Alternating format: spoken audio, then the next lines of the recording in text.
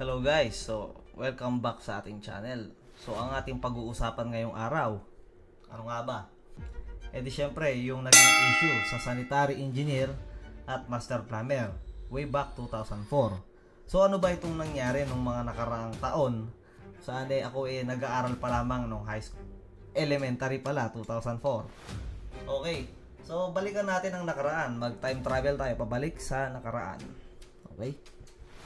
So, nag-upisa ito nung merong nilabas na Revised Implementing Rules and Regulation for National Building Codes. Okay?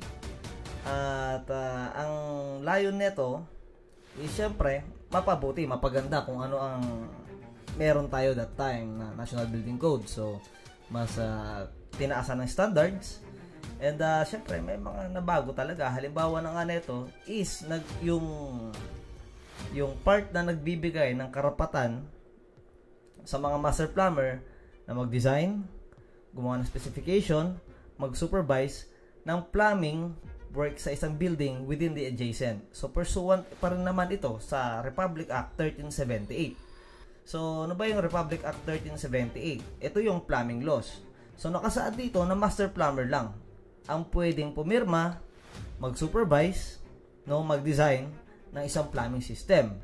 Kasama na rito yung water supply ng hot and cold water, yung drainage system sa building, okay, yung ventilation system para sa ating mga pipes, downspout or storm drainage, at mga iba pang mga plumbing system na nakapaloob sa isang building. Okay, so ano ba ang nangyari dito?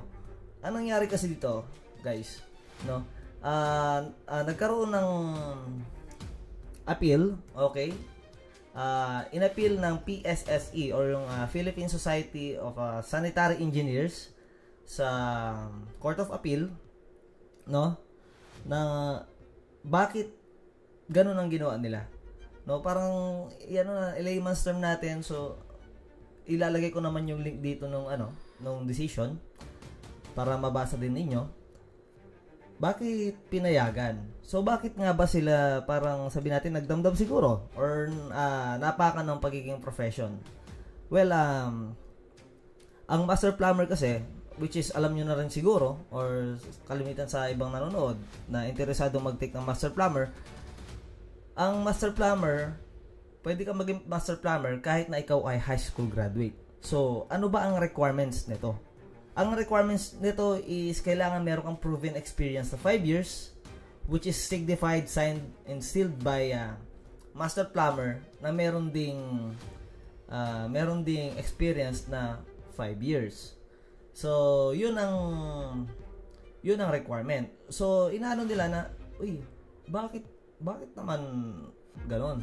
Pwede silang mag-supervise ang buong building, pwede silang mag-design. Samantalang sila ay mga high school graduate, karamihan. So, yun ang binabanggit nila, So, maliban doon sa pagiging high school graduate, pwede ka rin mag-take ng master plumber kahit wala kang experience. Pag ikaw ay graduate ng architect, pag ikaw ay graduate ng mechanical engineer, at pag ikaw ay graduate ng civil engineer. So, yun yung mga ina-appeal nila, And separation of plumbing permits and sanitary permits. So, by that time, sineparate na kasi nila. Dahil meron naman tayong batas, 1378, habang nagra-run yan, pwede pa rin. Nakakapirma pa rin ng mga master plumber. Okay?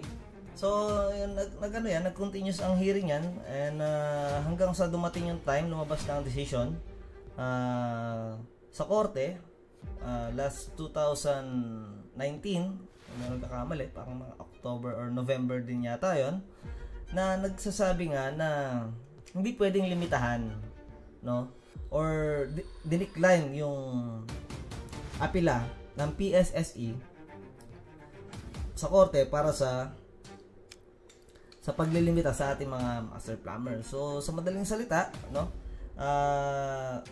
hindi ko lang sabing nanalo, pero in favor of master plumber yung naging decision ng korte. Ilalagay ko naman sa link sa baba yung naging decision nila for you to read and review and verify ng lahat ng mga sinasabi ko. So, ako naman, bilang master plumber na rin at graduate of mechanical engineer,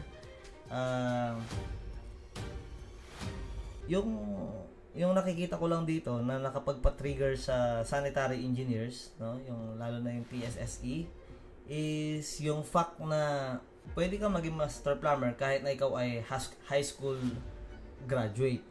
So, actually, isa ko ring tanong yon kung bakit ganoon. Pero marahil, no, bago naman nila ginawa yan, pinag-aralan nilang maigi. Okay, ang master plumber or ang plumbing naman kasi is more on actual procedure na talaga siya. So talagang matututunan mo talaga siya kung gusto mong pag-aralan.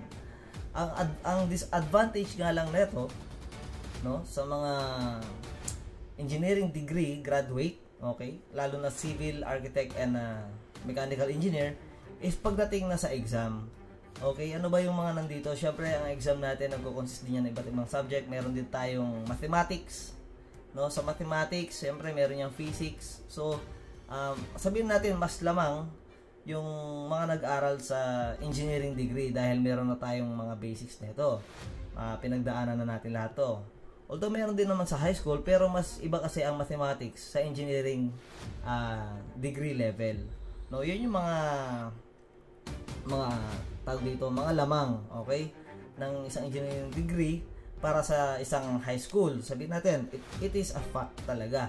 So, yun siguro yung nakikita nila, no, na why, bakit kinayagan. Alam naman natin na mayroong mga high school graduate. Siyempre, as a degree holder siguro, medyo naano sila na, yun nga, siguro kung may magagalit sa akin dito, baka naapakan yung ego nila as professional, which is naintindihan naman natin yon. Pero sabi ko nga, ito pinag-aralan na rin siguro, no? Pinag-aralan maigi bago ito i-implement. At bago ito naging batas, okay? Siyempre, kailangan mo nang maipasa, no? Sa Kongreso, Senate bilang pirmahan ng presidente.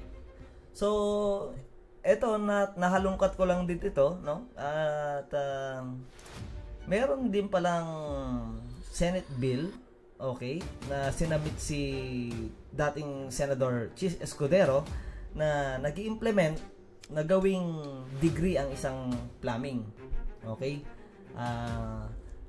Silipin ko nga kung anong Senate bill to, pero ilalagay pa rin natin ito sa link sa baba. Okay? So, ito pala yon, Senate Bill number 2108, okay, introduced by Francis Escudero. So, ano ba to? Basahin lang natin ng mabilis, no?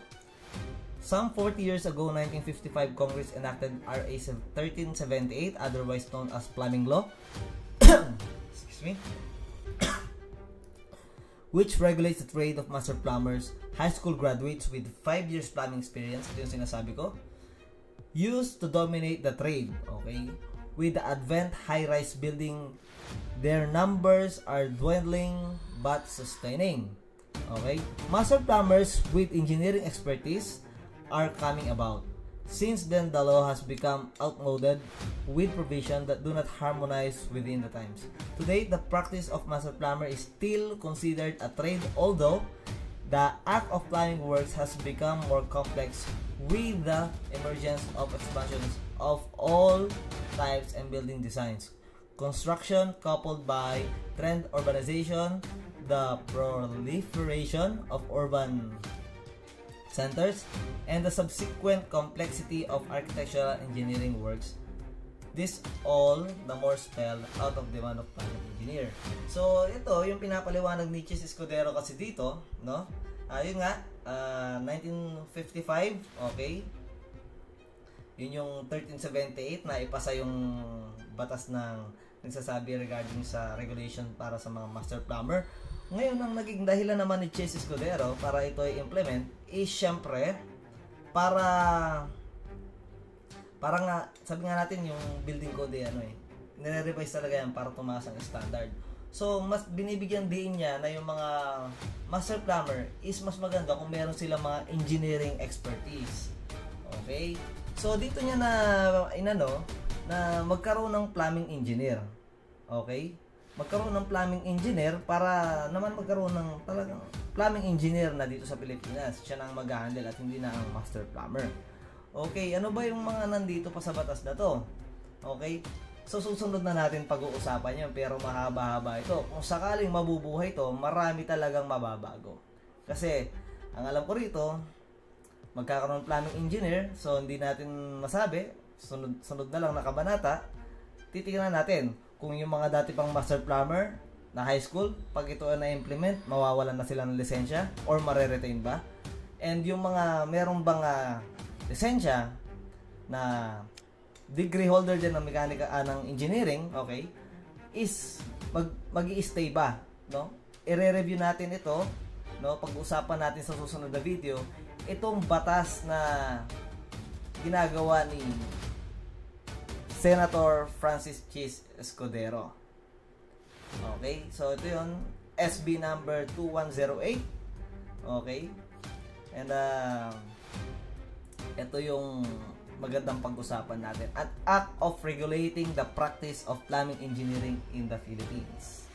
Okay, and that is for today. Maraming salamat sa inyo and hopefully meron kayong natutunan.